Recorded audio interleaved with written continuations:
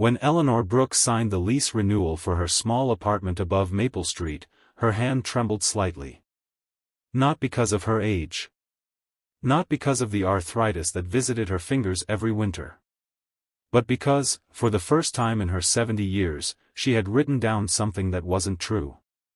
Marital status, widow. She stared at the word for a long moment before folding the paper carefully and sliding it across the manager's desk. The building had recently been purchased by a large property company. The new owners planned to renovate the apartments, and rents were rising all over town.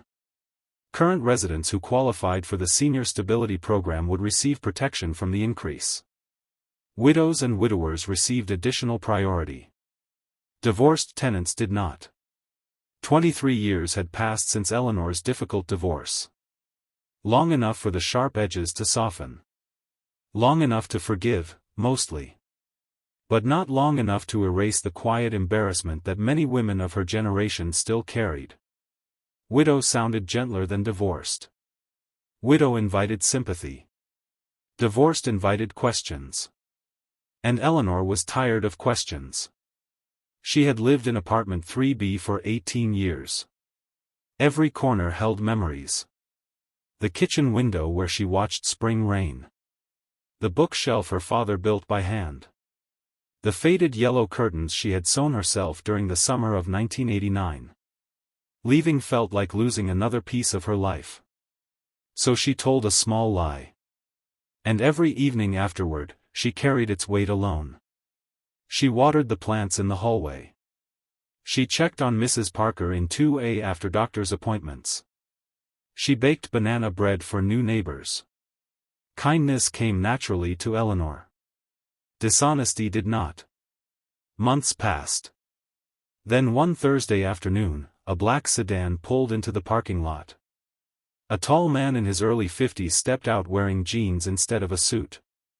He introduced himself to residents as Daniel Mercer. The CEO. The owner. Eleanor recognized his face from the newsletter. She expected someone distant. Someone hurried. Instead, Daniel spent the afternoon replacing loose light bulbs alongside the maintenance staff. He listened more than he talked. He remembered names. When Mrs. Parker mentioned her grandson's graduation, he wrote down the date. When Mr. Alvarez complained about the broken bench near the garden, Daniel sat beside him on the cracked wood and promised to fix it. There was something old-fashioned about him. The kind of person who still sent handwritten thank you notes.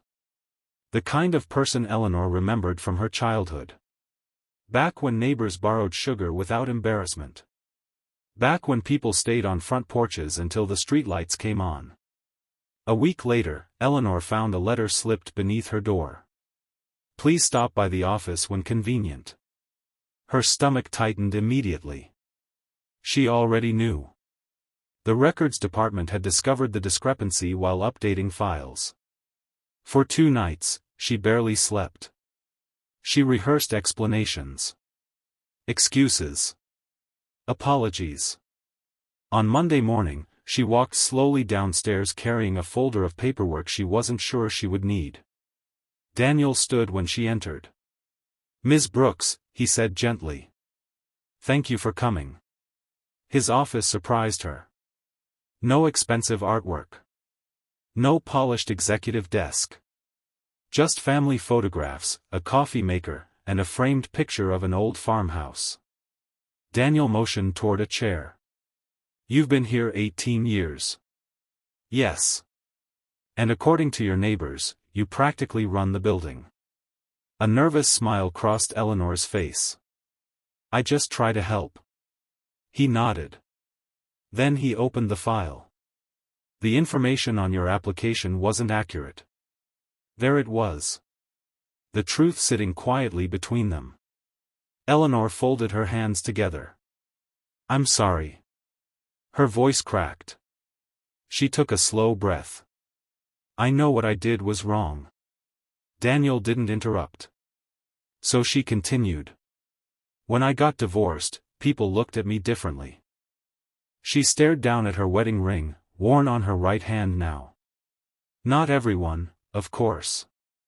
But enough. She swallowed carefully. When you're young, you think loneliness comes from being alone. A sad smile touched her face. But sometimes loneliness comes from feeling judged. The office remained still. Only the soft hum of the air conditioner filled the silence. I was afraid of losing my home, she said quietly. And I was ashamed that after all these years, being divorced still felt harder to explain than being widowed. Daniel leaned back thoughtfully. Then he surprised her. My mother did the same thing. Eleanor looked up. After my father left, she told people she was widowed for nearly 10 years. His eyes softened. She said widow sounded like something life had done to her. He paused. Divorce sounded like something she had failed at. Eleanor felt tears gathering. Not from sadness. From recognition. Daniel slid the folder aside. The policy exists to protect people who need stability. He smiled gently. From everything I've learned, that's exactly what you need. Relief washed over her so suddenly she had to steady herself against the chair. You're not angry? Oh, I think honesty matters. He nodded toward the hallway outside. But so does understanding why people hide. The next month, Daniel announced changes to the housing program. No categories based on marital status. Only need. Only circumstance. Only people. When residents thanked him, he simply said the policy needed updating. He never mentioned Eleanor. Not once. Years later, neighbors would still gather near the repaired garden bench on warm evenings. Someone would bring lemonade. Someone else would bring cookies. And Eleanor, sitting beneath the maple trees she loved, would think about second chances. How kindness rarely arrives with grand gestures. More often, it comes quietly. A patient conversation. A listening ear. A person who chooses understanding over judgment. By then, Eleanor no longer avoided the truth. If someone asked about her life, she answered honestly. Yes, she would say with a peaceful smile. I was married once. Then she would add something she had learned far too late. We all carry chapters we'd rather rewrite. She'd look around at the familiar faces gathered close.